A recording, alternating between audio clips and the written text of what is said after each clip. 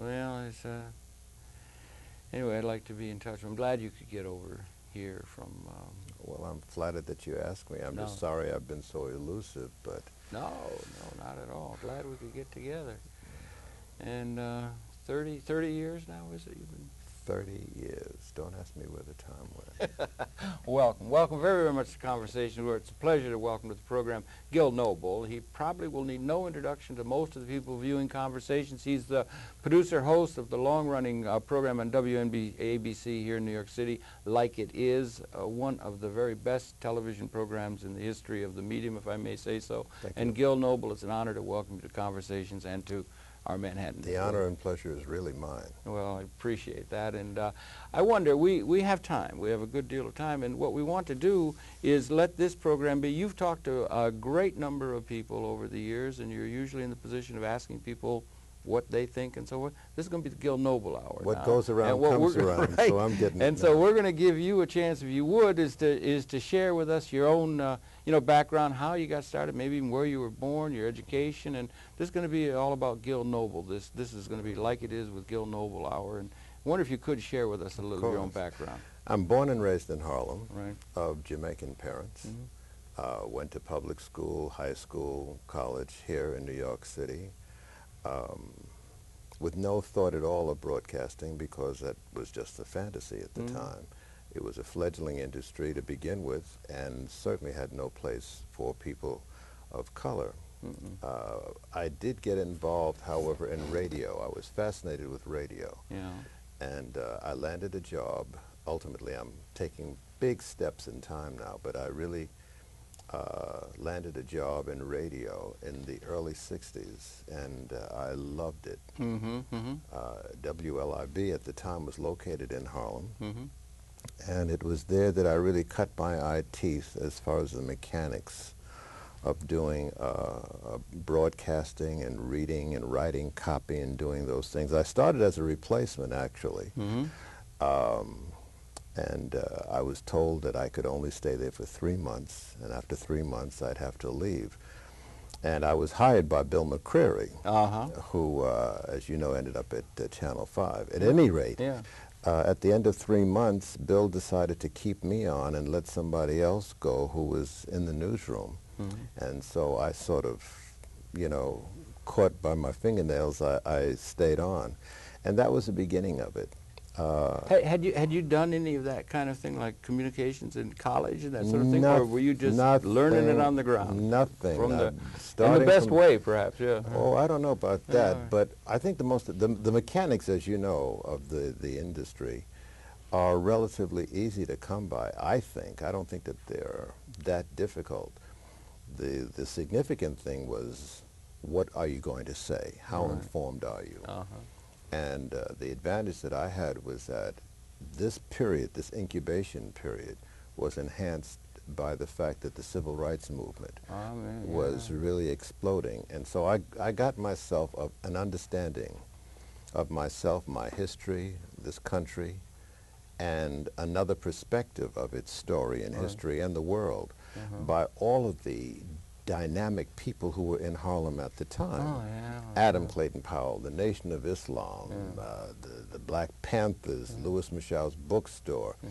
They were all in Harlem. Dr. King came through, and I got a chance to meet them. Muhammad Ali and all. And they were not so much charismatic as they were educational. They told me about myself. They told me things about my history that I didn't get in school. And so in addition to grappling with the skills that I had to really, try to develop, I was really learning things, and it really took me You were involved in a personal sense, in a very real, committed kind of sense, in that whole civil rights thing that was going on from the time you were just an infant or young, or no. Tell us the emergence of your own consciousness. No, my consciousness was nil. I mean, although I came up in Harlem, I just really didn't learn anything in school about my history. Nothing. Was that your fault or the teacher's fault? Well, it's hard to say. It wasn't being offered. The information wasn't being offered. I went to church and I heard wonderful things about morality and ethics, but I didn't learn anything at all about race. I certainly knew about that racism existed. Right. I knew that black people, that we had our place in society, but that was about, it was an embarrassment. It was something that you didn't talk about. Slavery was very uncomfortable. Even being called black was something that was fighting words, actually. Call somebody black, it's fighting words. You know, Africa was a no-no. It was viewed by my generation as, I mean, we rooted for Tarzan. You know, I'm sure you've heard that. And Alan Ladd, you know, look out for the savages in the Midwest and all that stuff. And so when I started in radio, I was more caught up in trying to develop a delivery and how to put words together and the mechanics of the industry. What I wasn't expecting was this education that I was going to get. Now, you had, that's what I was going to, you had gotten some, you were committed, or you were going to be getting educated after you got into the radio and began to start thinking, what I got the political education that makes me who I am now. I got on the job. All right, good. All right. All right. It was black radio at the time was about the only outlet that the black community had for expression. Really? So not only was there a lot of energy in Harlem going on, but the leaders would come to the station to be interviewed. So I met all of them, most of them, and I also met a lot of musicians, and that's an important part of my life. Absolutely, I know. Because I used to play piano for a living, and so when I got a chance to meet, you know, Errol Garner and Dizzy Gillespie, I mean, I was, my feet didn't touch the ground. I hear you, And it was, so it was just an exalting experience, and I began to develop. I began to realize how ignorant I was about. That's a pretty good beginning point for us all, isn't it, in a certain sense, to realize how much there is to learn. And, you know, a certain humility against how much there is to know and how much there is to learn as we set out on life, or it's probably a good thing to keep. You know? And then I was very taken by Martin Luther King Jr. But there was another man in Harlem. His name was Malcolm X. And Malcolm, I was very put off by. You were? Oh, I thought he was dreadful. Malcolm X, he talked about white people. He talked about them like a dog. He said that I was a bachelor at the time, and I had an apartment in Harlem, and I was having me a ball. Chasing all these girls and whatnot. Anyhow, I heard this crazy Nation of Islam. The women had to wear long skirts, and they were very neat and immaculate, and they said you don't smoke, and at the time I used to smoke cigarettes. You don't drink. At the time I drank. You don't eat pork. At the time I loved ribs. You don't fornicate, and at the time that was my raison d'etre. And so I thought that they were crazy. You know? And it wasn't until Malcolm was assassinated that somebody really pulled me aside. I was victimized by the sound bites I saw on television, actually. And I thought he was an angry, vitriolic extremist. Saw him in a distinct opposition to the way you saw Dr. King? Yes. Interesting. You think that was characteristic of many of the people around you? I think that Dr. King, you know, was Malcolm sort of pretty isolated at the time that he was up and talking in the streets up there and so forth? Or no, he wasn't. What was the reality from a Harlem perspective? He had great grassroots appeal to those who were lucky enough to have brushed by him. And were not influenced by the media image that had been portrayed. I mean, I found out later that camera crews would come up to Harlem and roll maybe an hour and a half of his speech. And a minute and a half would make the evening news. And that minute still happens. And that minute and a half, who you telling? So that minute and a half was put on the air out of context. And it was very, very upsetting to whites and to a large number of black people. Got through to you. It turned me off completely. And so it wasn't until after he was struck down that I ran into a Muslim, and he said, I'm going to tell you why Malcolm was killed. And I was very interested. So he brought me up to his apartment and he gave me this recording Malcolm's speech. And for the first time, I heard this man speak unedited. Oh, really? There weren't tapes circulating around generally and so forth? No, okay. No. There were Okay. no cassettes, there were no video stores, Right. and you know. And so he gave me this recording, this tape, and I heard it. And I stayed up all night listening to this man. And it was a revelation. Yeah. And it gave me a balanced meal. Martin can't be diminished at all. No. I mean, he's a marvelous person, and he was my first awakening. But I got a lot out of Malcolm X because he gave me a perspective that has really helped me. He had a view of this world and of this country that was very useful to me. And I'll specify because he had come out of an experience of crime. Yes. Yeah. As a youngster, he got involved in crime. He got involved with trafficking women, trafficking drugs, and in so doing, he got a chance to see that which most of us don't see, the underbelly of society. Yeah. Right, yeah. The underbelly of the rulers of society, because he was selling drugs to wealthy people, he was selling women to wealthy people. He would go down to Broadway and pick up these wealthy businessmen and take them uptown. Singing calypso. So he got it. Singing calypso music or calypso? No, that wasn't Malcolm. Malcolm, no. Farrakhan was a calypsonian. Oh, okay. No, Malcolm X.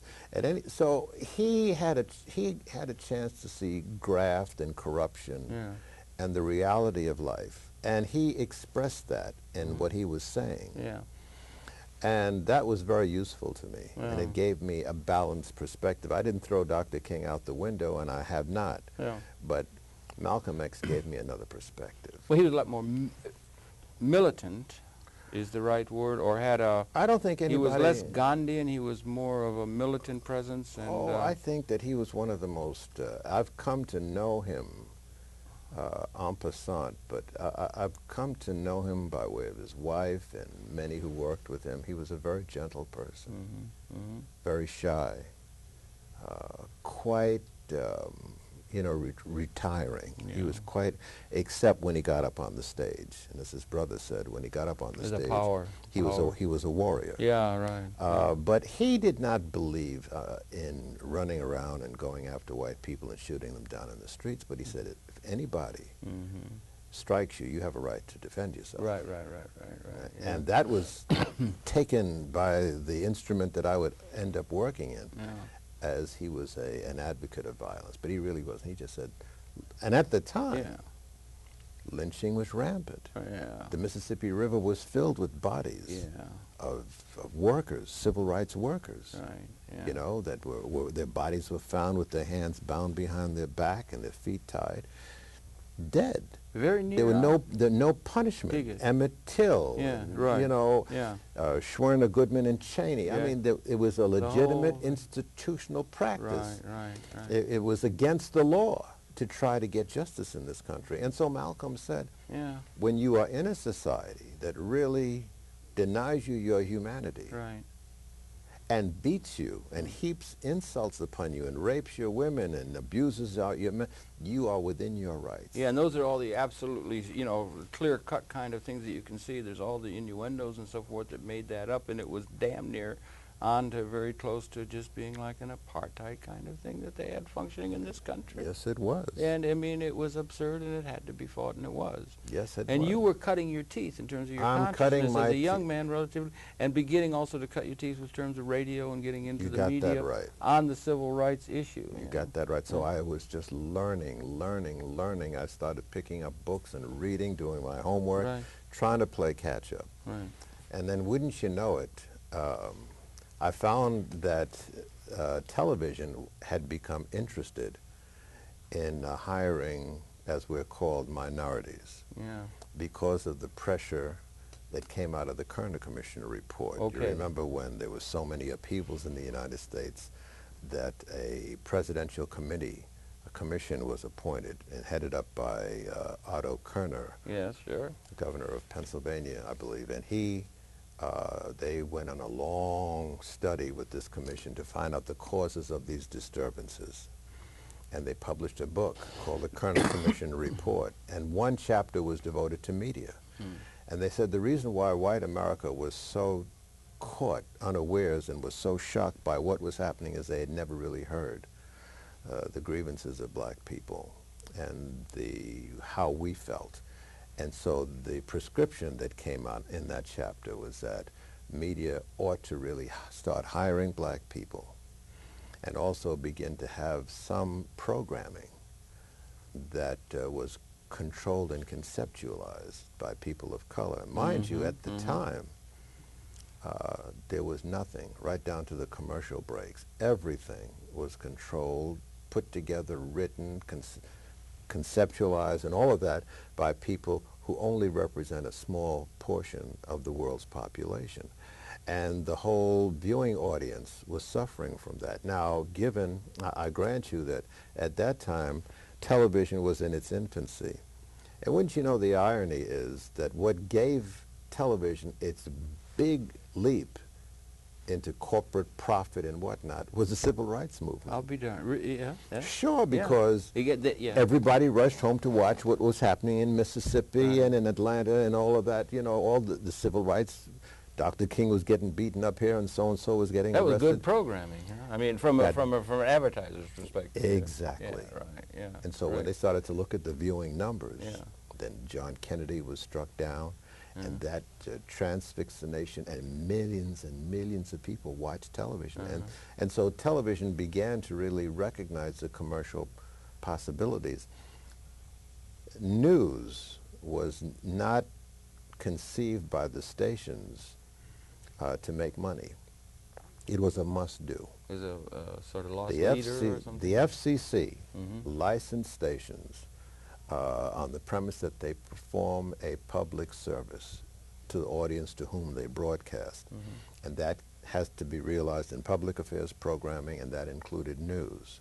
So the stations put on the news to satisfy those requirements so that they could go on about making their money. Yeah, with the entertainment and things. Yes, exactly. Right.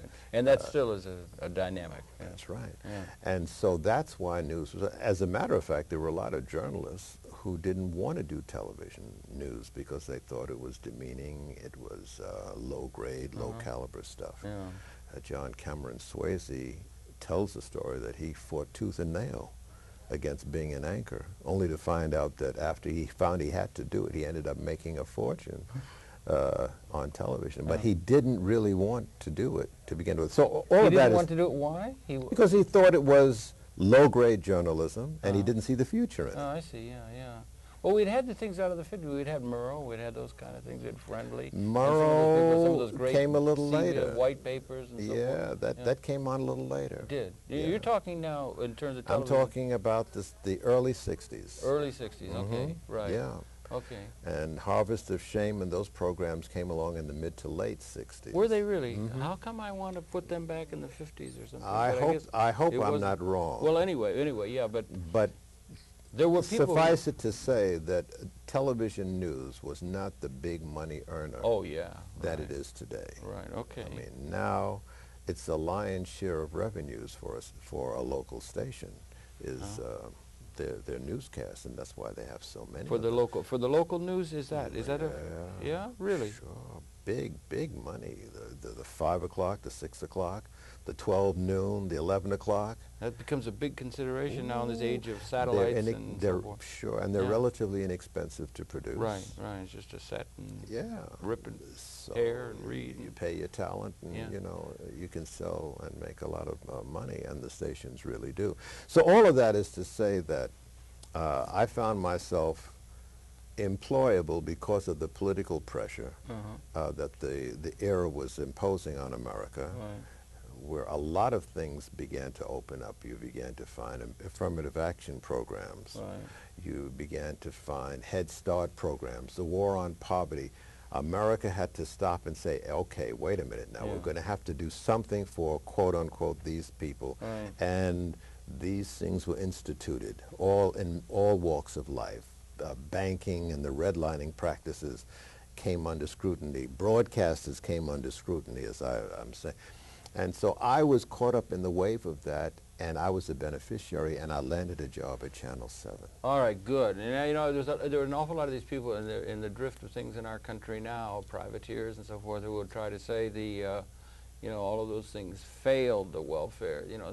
But an awful lot of those programs, those Head Start and a lot of those kind of things, did an awful lot of good if they could have been vouchsafed. That war came along, and really the war in Vietnam came along and really cut into a lot of what was going on. But there was a great deal. It wasn't all just protest and everything. There was a great deal of good things that were happening to help real people in a way that could be looking forward, some of which has been cut off, or you know, it hasn't been able to reach its fulfillment. Or I just wonder, what do you feel about Head Start and you know, the things that were enunciated with Johnson, his war on poverty, and the undercutting of so much of that effort and that idealism of that time, if that's the right word, that was undercut by the war in Vietnam and the dissension that grew out of that?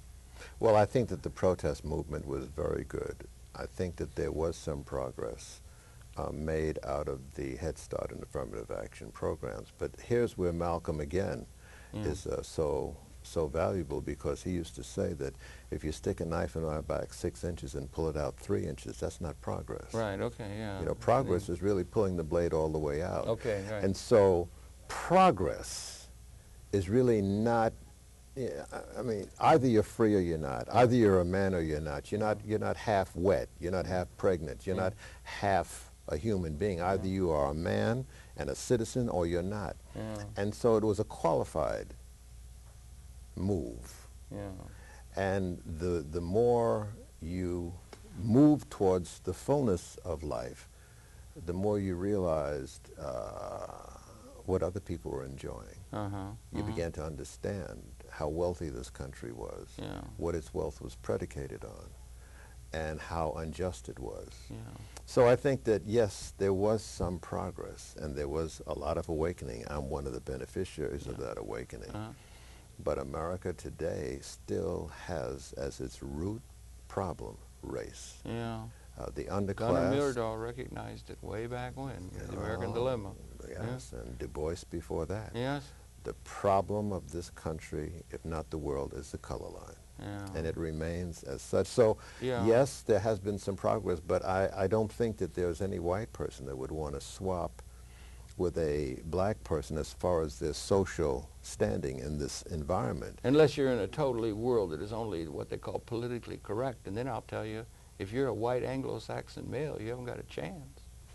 Why do you say that? No, because you have... You want me to start doing the show? No. I'll interview you and ask you to explain I'll just say you haven't got any ethnic identity if you're a white Anglo-Saxon male. You haven't got a chance. Heterosexual, you know, because there's these groups of people that are in this politically correct camp, where each of the groups that have been, you know, not treated rightly by the society and so forth can make their case, you know. But you can't very hardly come in there and say, well... You can't very hardly come in and say, well, I'm a white Anglo-Saxon Protestant male, and you know, make a case against the injustices that have been done against you. You know.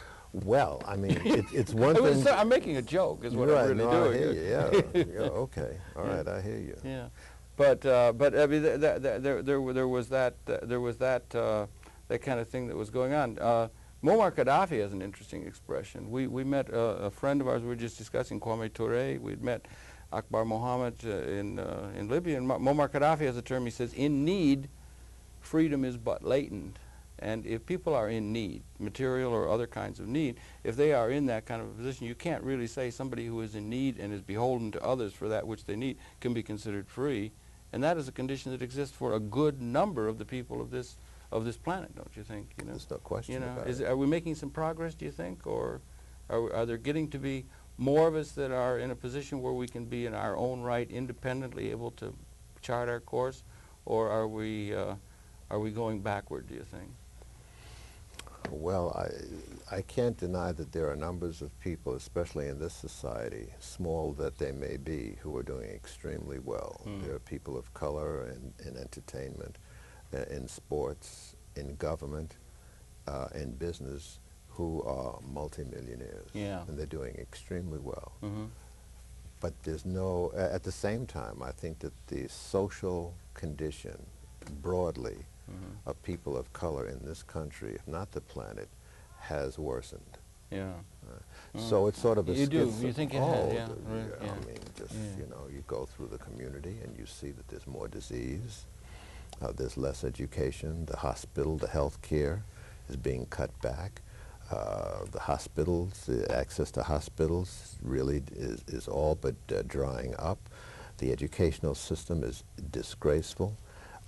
And at the same time, you have this corporate downsizing. So the job market is drying up and becoming more demanding technologically, and the schools are not preparing youngsters to really meet that technological demand. So where are these young people going to make a living? How are they going to support themselves and their women and their children?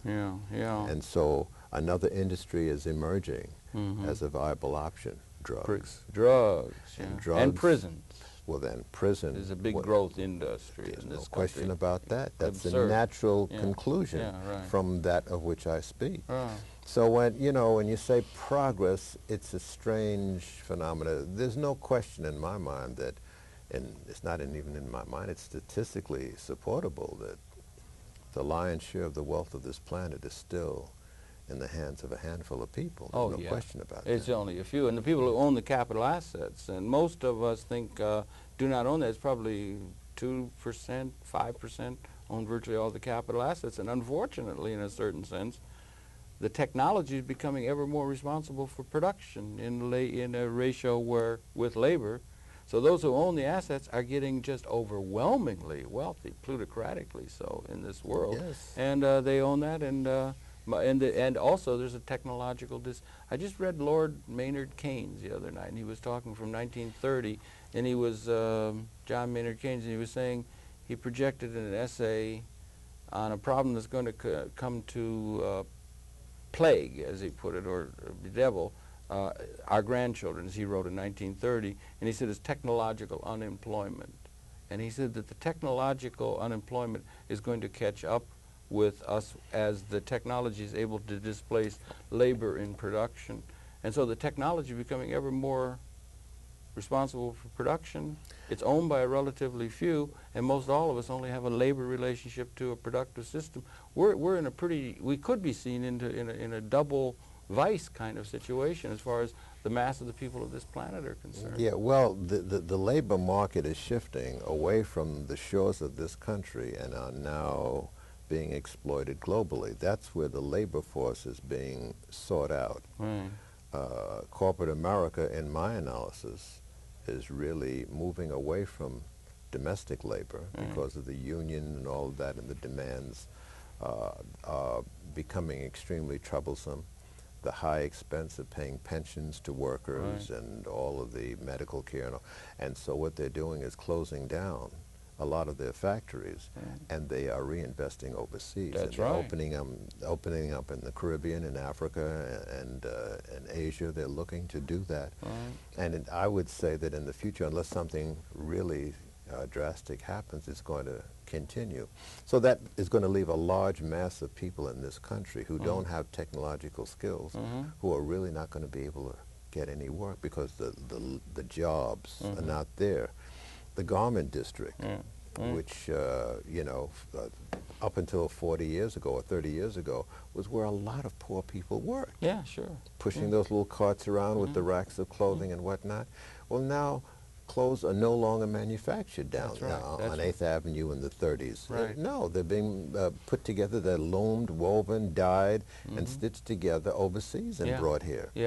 Where are those people working? What are they doing? That's right. And what's their future? Exactly. What's the future for those people, So it's a serious situation. Yeah, it is a serious situation. And to go back, you picked, it was a serious situation when you got started with the radio and television and so forth, and you were cutting your teeth and learning then, as it were. And when did you get from into the television? What happened that you brought you to television, and was it a big transition from radio to television? Huge. Yeah. Because the civil rights movement was the story of the day, the top story, as I said, a lot of things that were going on in Harlem attracted the downtown big-time news to come up. And I remember, well, to make a long story short, I got to know some of the white reporters because I would see them at news conference for Adam Clayton Powell, a news conference for the Black Panthers. So I got to see these guys a lot. And so one day, one of the reporters said, "Have you ever thought about working in television?" Yeah. You know, I said, "You're doing radio now." I'm still in radio. Right. Okay. I said, "Sure, I've been thinking about it." Yeah. He said, "Well, you know, I think that the news director where I work at Channel 7 might be interested in meeting you." All right. So he said, "If you could come down, you know, if I can set up, would you come?" I said, "Sure." Yeah. So he did. Yeah. And to make a long story short, I got hired. Hey. And I was hired for a week as sort of an audition. This was on camera? On camera, went out yeah. with camera crews, and for a day or two I covered the usual stuff, fires and explosions and water main breaks and stuff. At the end of the second day, the assignment editor said, "Gil, leave me your home number because there's something that's going on in Newark, and I don't know what it's going to develop into, but give me a number just in case we need somebody." Yeah. And wouldn't you know, it turned out to be what they call the Newark riots. I'll be darned. And they called me, and I went down there and covered it. And I found that I had a lot more navigability than some of the white reporters who were covering it, because the inner city of Newark was cordoned off by tanks and police cars and whatnot, and I mean, it was really something. Yeah. And so when I got there, I found all these reporters who were on one side of this perimeter, you know, and they were doing their stand-up reports, and the camera would be there, and they would say, "Behind me and these tanks is the black community, and they are in those flames that you..." And I found that all I had to do was take off my press card, and I could jump over the tanks, and I could go into the black community. Talk to the brothers. And so I was getting a perspective that the white reporters couldn't get. Yeah, that's all right. Good And for when you. and when I wanted to come back, I just put my card on, and they had to let me through. All right. So it became the top story. Right. Good for you. Yeah. And that is what really won me the job. All right. That's good. You had a little audition, and then the break, and then you did it. And did you take right to the camera? Is it a different thing? You're doing radio. You're doing camera. Oh no, was it a different very, thing learning for you? Or did you have to pick it up, or did you? Extremely did difficult. it was difficult. Very difficult. Yeah. I had to think visually. Yeah. You use less verbiage, and the verbiage that you use has to be more concise. Yeah. Because the picture that you paint doesn't require verbiage. Right. You have the picture itself. In Right. radio, you have to really be ornate to describe to the listener. Uh-huh.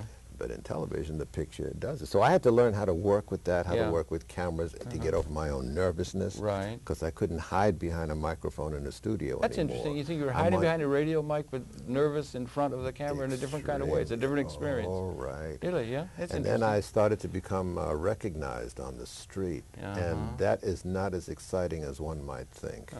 Right. You know. Yeah.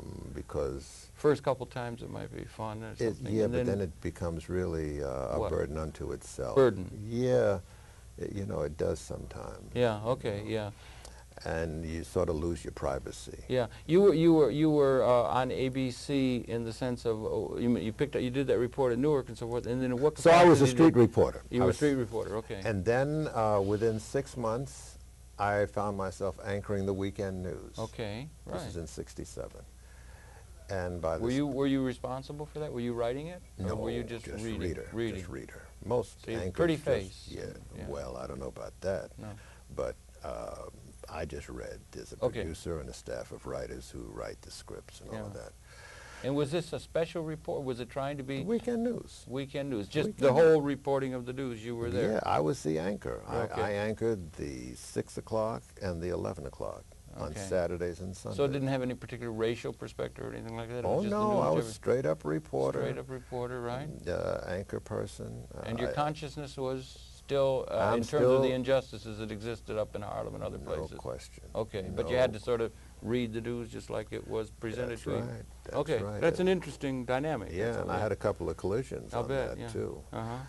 And then in 1968, in April, Dr. King was assassinated. And the country went up in flames. And out of all of that, the station managements in the New York City area all decided that they were going to put on a black program. Okay, yeah. And so 2, 4, 5, 7, 9, 11, and 13 all came up with a black program. Right. Channel 7's version was Like It Is. Uh-huh. And I was the co-host. The original host was Robert Hooks, Okay. the actor. All right, okay. And it was written and produced by whites. Okay, they were writing the copy. Writing the program. Yeah, uh-huh.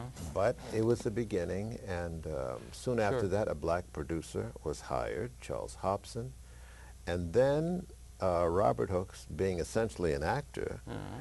he got an offer to do this Broadway play? No. This program, NYPD. Oh, right. Well, that's a big one. Yeah. And so he said, sayonara. Yeah, right. And he recommended that I replace him as the host All right, of Like good. It Is. Right. So in 1969, That fateful 70, year, yeah. I That was a started fate. to host the program. Okay. Still did not control the program. Right. But I was very attracted to Like It Is because the program was dealing with me. Oh, you. My people. Your people, right? Yes. I So mean, now you had a program that wasn't just the news in general. It was looking yeah. at... Well, I was still wearing 3 hats for a while. okay, what are the three? Still was lay doing 'em out. street, What are the 3 hats? street reporting, Right. weekend anchor, Right. and host of Like It Is. Okay, right. And where was your heart? The latter. The latter was Yeah. former for Yeah, me. right. And then in 1975, I became the producer. Okay. And I had really been drifting away from the news. I had become very unhappy. I didn't think I was really well suited to be a reporter on a number of levels. Mm-hmm. And I just found more excitement in doing Like It Is. Like It Is very, very, you know, there's a great deal of thought goes into that. People are talking about issues rather than just news events. And it's a big difference between reporting the news and something that has some commentary and people saying what's on their mind in the format that you do. And, you know, it's a different kind of experience than reading some copy about the news. And in that period from 70 to 75, were other people writing what you then said and spoke into the camera, or were you beginning to get a hold of the control producer, over the content? The producer. But I would ask, Yeah. you know, I want to do a documentary. I think the first documentary I did for Like It Is was on Malcolm X. Okay, yeah. And then I did a couple others. And then after a while I became the producer. And then I had at my disposal an hour that was under my jurisdiction. And that, to me, was worth all the tea in China. You mean, are you talking now this documentary, this first documentary you did? Or When I became the producer of Like It Is. so then you had control of the program? Right? Yes. Okay. That means I determined what was and what wasn't going to be on the air. Okay, now that's a big distinction. And that right? was And you began to very- start writing copy? Oh, well, I was always interested in writing, but I never did the writing for Like It Is, Okay. except for these documentaries that I did for Right. Like It Is. How many of the documentaries did you do? The first was on Malcolm, and when was that? Yeah, that must have Can been you recall, roughly? 69, 70, 69. something like that. Powerful. I mean, and you, what was your, you know? Well, I got to meet Betty Shabazz. Oh yeah, all right. You know, yeah, sad.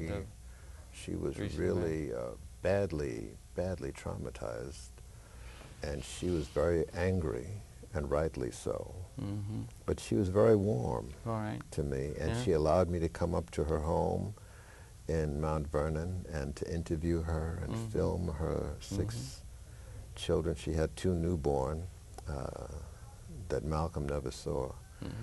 And that we developed a friendship that was very good. Because she gave me some insights into her husband that have really set a high standard for me. She told me some things about how he conditioned and disciplined himself, how little he slept, how much he read, how much he prayed, how much he fasted, how driven he was, you know. And it made me realize how vacuous in comparison I was. And it began to put a lot of pressure, good pressure on me to be more productive. Yeah, he was kind of like a role model in a certain kind of way, intellectually and so forth. Because he had had a pretty fun-filled, if that's the right term, freewheeling life as a young man. Was he out of Lansing and up in Massachusetts and Boston? You know, that kind of thing and everything. So he had he wasn't exactly hitting the books at that time. In his life. He wasn't. It wasn't until prison. Yeah. And his elder brother, Wilfred, began to tell him about this little-known organization called the Nation of Islam. Yeah. And what it did was it gave Malcolm another paradigm, another focus, another way of looking at himself. And he began to understand why he had gotten himself in the miserable condition that he was in as a thief and a felon. Right, right. And even though it may have been a bit exaggerated and simplistic, it was a focus for him. Yeah.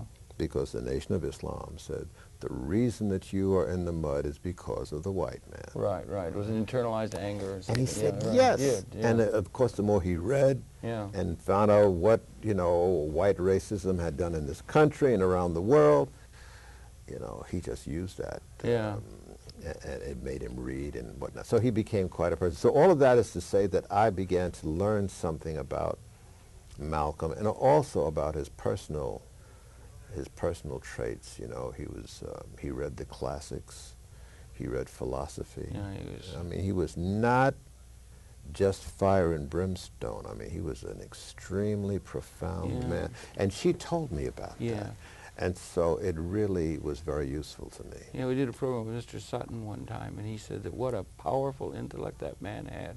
He was a really powerful Yes, he was. intellect. The piece that you did, if I may, one of the first, a documentary on him, was it, were you by then, in a certain sense, I don't want to say mentoring or having a mentor or having a role model kind of feeling for Malcolm X in an age when there was a great deal of dissension against him? Was yours a controversial? Was it a pro-Malcolm view? Was it an objective view?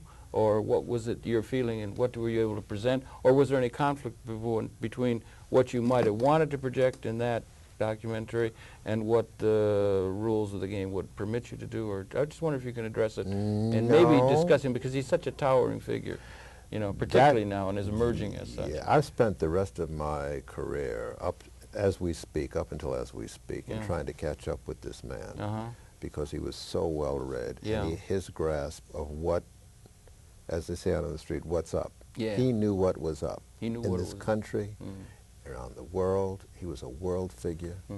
He had talked with heads of state in Africa. He in the Caribbean.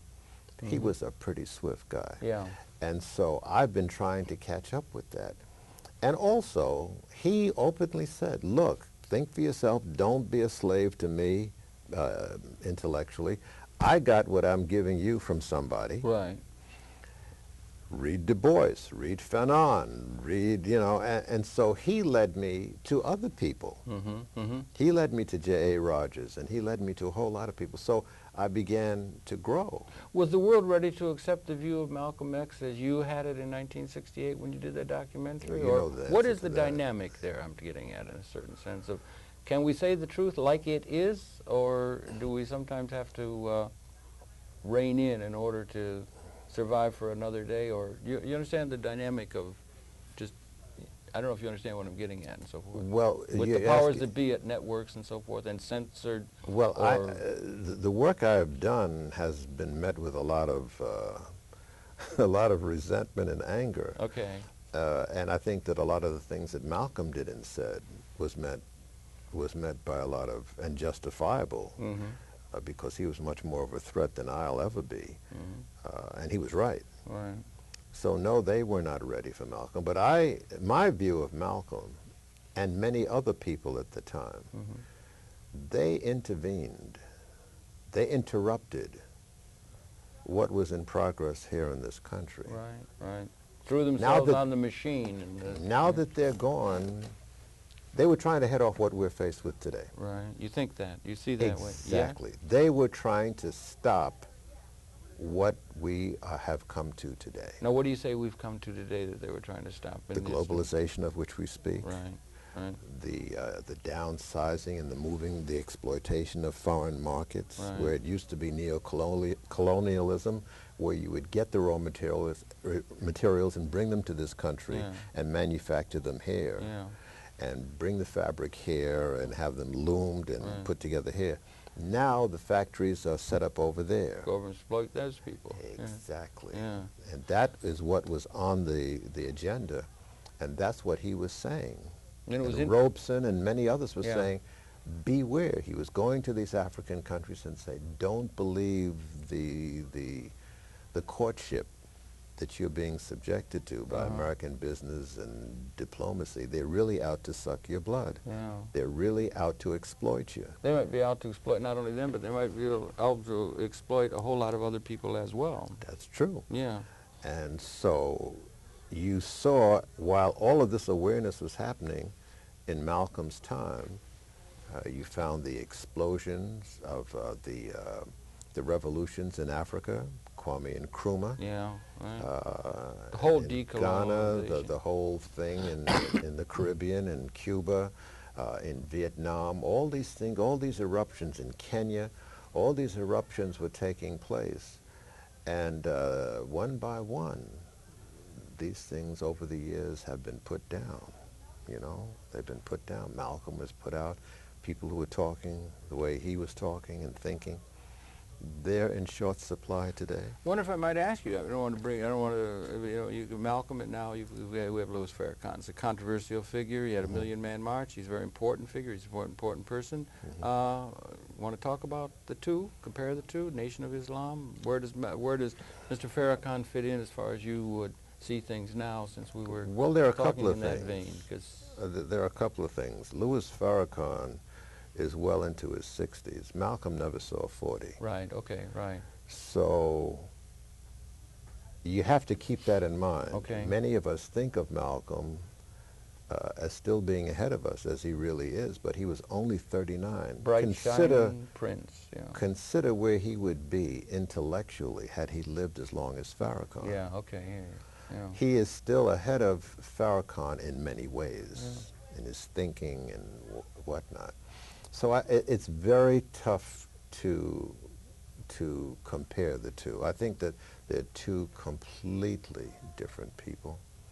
I think that both very charismatic, at least in the modern remembrances of them. You know, it was very necessary. And Malcolm was charismatic at the time when he spoke to those people on the streets. You noticed that he was speaking to fewer people than Farrakhan does, and so forth. I mean, I was trying to get a sense of how much of an outreach Malcolm had at the time that he was actually talking to folks. Well, he didn't have the kind of reach that Farrakhan has. I mean, the whole dynamic of communication wasn't what it is now. The television was just burgeoning and all of those things. So, I mean, he didn't have the apparatus, and also he was met with such brutal opposition. Yeah.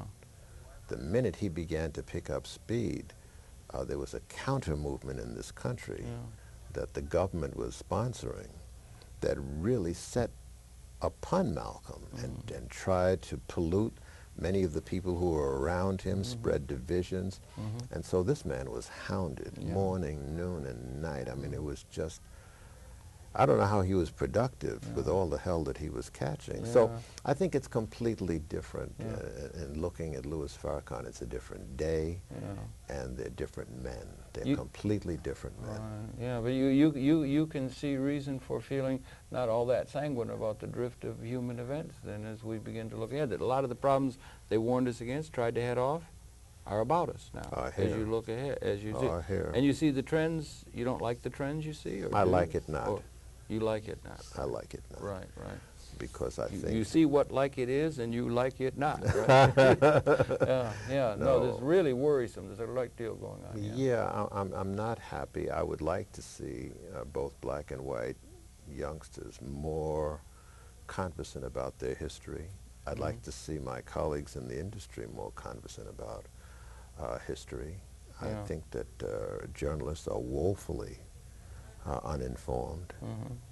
They're shipped around the world to cover stories, and they really don't know too much about that.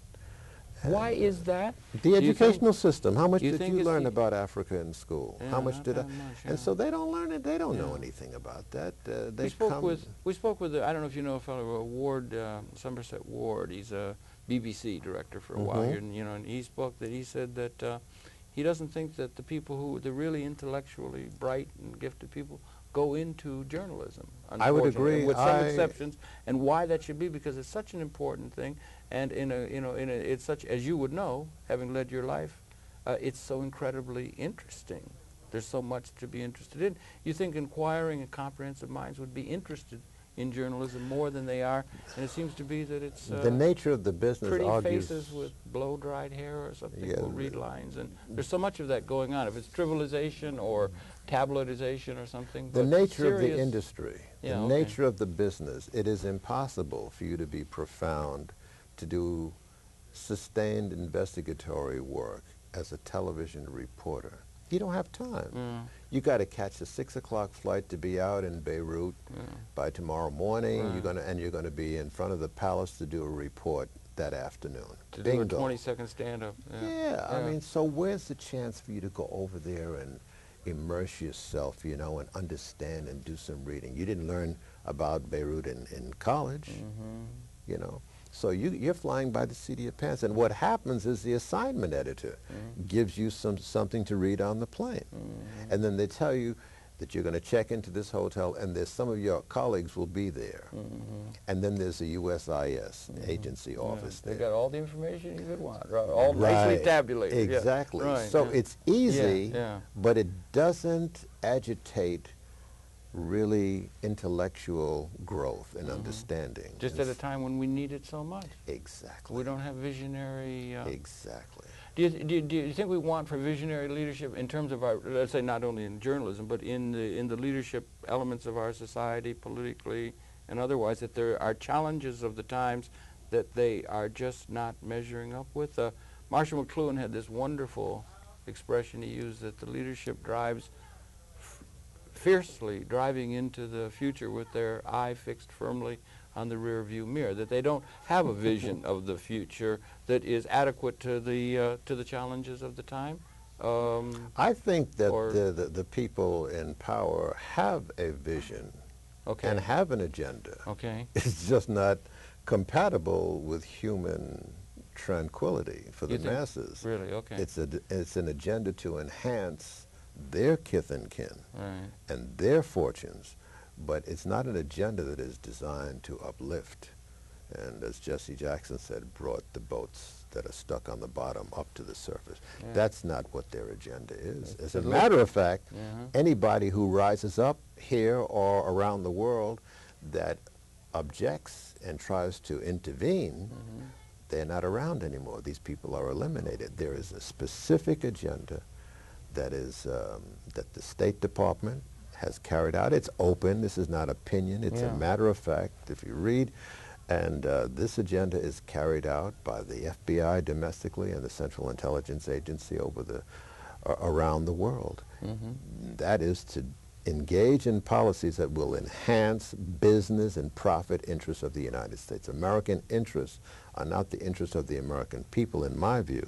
American interests are corporate American interests, which is a big difference. A tide that will lift all yachts rather than all boats. There you go. Does it include, you are with a very large corporations, ABC and so forth. We are in a way reflected by Time Warner here, a very large multinational corporation. Does it include the corporations which in various kinds of ways we are tangentially, me more less so than you are connected, and so are we working for the forces that are creating this? You and I are kith and kin. Understand what I'm saying? Sure, I do. You and I are kith and kin because we were born out of the same cauldron. This sort of alternate media is something that was mandated out of those upheavals of which I spoke in the 60s. Like it is, and Gil Noble was born in the same way out of that. So we are alternate media. Yeah, I've been at it for a long time also. Like It Is remains the only program that Channel 7 airs that is produced and conceptualized by people of African descent. Amen. Good. Yeah. Now and it remains. I don't mean that. It's one of the really styling. One of the really star programs in the firmament that one can find out there. That's congratulate you enormously on it. Thank you. But the point is that this station is on 24 hours a day, 7 days a week. Yeah. There ought to be more. And out of all of that, serving an audience that has a large component of people of color 1 hour a week.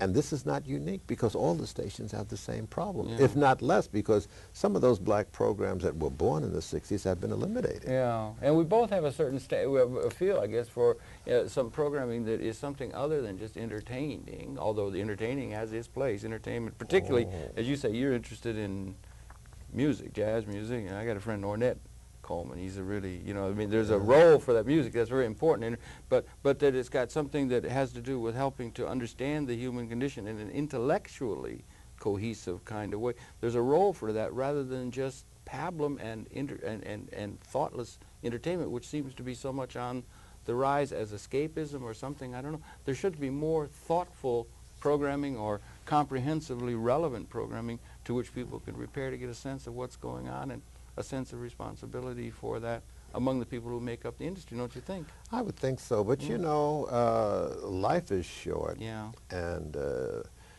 you know, you look at your life and you have to do the best with what you've been given and try to make as much impact as you can. Not all of us can be as impactful as others, but we try. We're not going to change the world, but I think that the way to look at our lives, at least the way I choose to look at my life, is that did it make a difference? You know, I have this wonderful opportunity that was made open to me by people who I don't even know, by the way, not by my own industry. Yeah, interesting. Right? I mean, I wouldn't be working where I'm working if some nameless, faceless people didn't fight and bleed and die.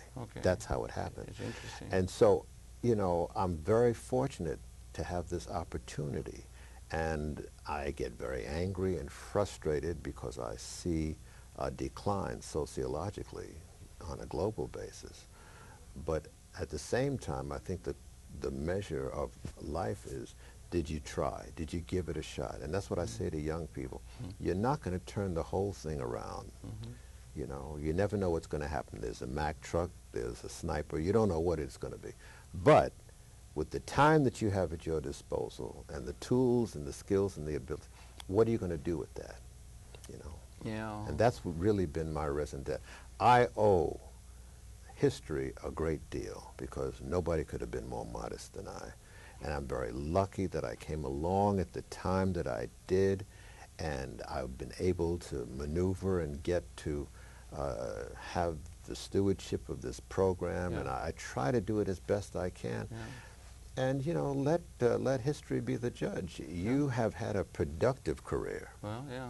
And whether it made a difference or not, time will tell. And it continues, yours and mine too. And there's lands ahead. There's time ahead, and maybe we could be looking forward. And actually, things might be able to be opening up into a new way. But I want to thank you really very much for coming in and sharing this, you know, part of your life and your view of things. I've enjoyed it. With the audience, and it's been your pleasure to have the Perceptions and Gil Noble. He, of course, producer and host of the Like It Is, a WABC here in New York City. Sunday mornings, don't miss it. It's the best program in television on that subject area. We on Conversations invite you to tune in. We'll be coming back again next week. That's it for now. Gil Noble, once again, thank you very, very much for coming in. Thanks, I enjoyed it. Until next time. So we just, there's so much to touch on. We could have gone on. We could go on for 16, 20 hours, you know. But you got, we covered some ground. Well, yeah, you know, the internet thing is just beginning to develop, and I got some things. Maybe if you could, you know, I think I'm beginning to sense that there might be something in a comprehensive kind of way that it might be just opening up on some. I'm beginning to get after a long twilight. I mean, James Joyce had this saying, I'm not sure if I mentioned it, history is a nightmare from which we're attempting to awaken. I begin to think I've heard a little alarm clock somewhere that something's going on. It's been a fight, but it's beginning to be that I think things are beginning to turn. It's just a sensing that I have of beginning to put some things together. I mean, just in the last few months, I think that you know, things are beginning to open up. But that's just from an old. I think the internet is very exciting. My discomfort is you really don't